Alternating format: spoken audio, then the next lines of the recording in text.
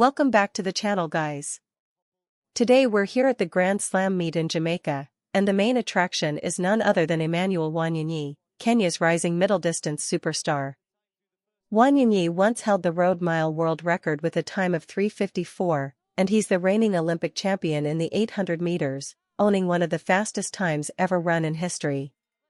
He already secured the 1500 meters title here at the Grand Slam, and now he's back on the track looking to take the 800 meters as well. If he wins this, he walks away with a dominant double. Let's see if Emmanuel can finish the job and walk away with the double today. Gourley on the inside. 2 laps of the track in the men's 800 meters. It's windy, it's breezy. Will it be fast though? And look at the Canadian already gliding to the front. He might just want to get a feel for what it's like out there. They must know that the wind is in the home straight, but this looks as though Arup has decided to lead this one. Not sure how quick he's going to go. We'll watch for the time through the first 200 meters. It's fairly quick there, round about 25 flat there, thereabouts, Carrie. You can see all the 1500 meter guys sort of in the back of the pack here, hoping to close that gap in.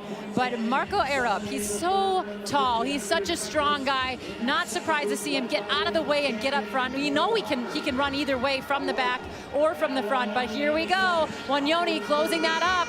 And I think this is just going to be a show between these two. They went 1 and 2 at the Olympic Games. Let's see what happens.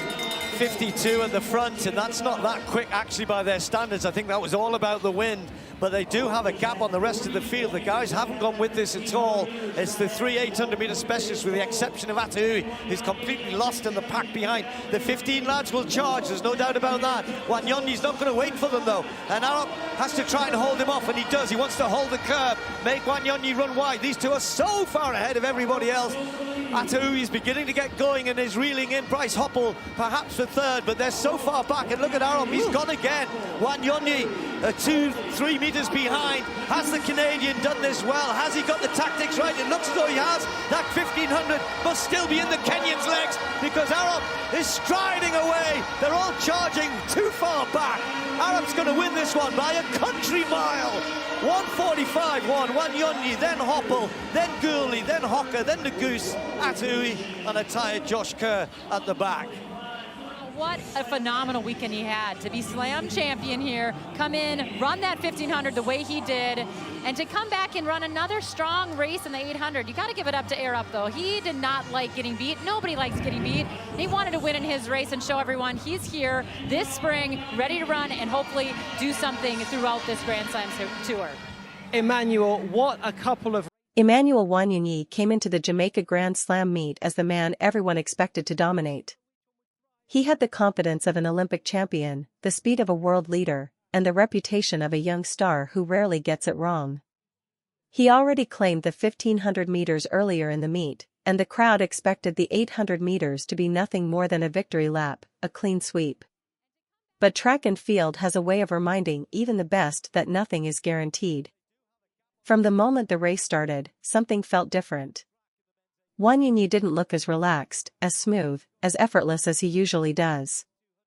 The field came out aggressive, pressing the pace early, forcing him into a position he didn't want, boxed in, uncomfortable, reacting instead of controlling. At 400 meters, the crowd felt the tension. This wasn't the Emmanuel we're used to, the one who surges with confidence, the one who turns races into statements. Instead, he was fighting for space, fighting for rhythm, fighting against a race that was slipping out of his hands. With 200 meters to go, he tried to push, but the legs didn't fire like they normally do. The others kicked harder, sensing weakness for the first time. And down the home straight, the unthinkable happened. Wanyonyi faded. The Olympic champion, the rising superstar, crossed the line not as the winner, but as a man reminded that even the greatest athletes have off days.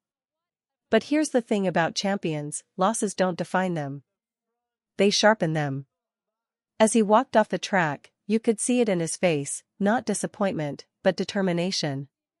He knows this meet will only fuel the fire.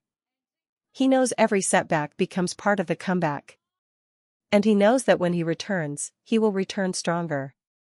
Tonight, Emmanuel Wanyonyi didn't get the double. But this loss might be the spark that leads to his next big victory.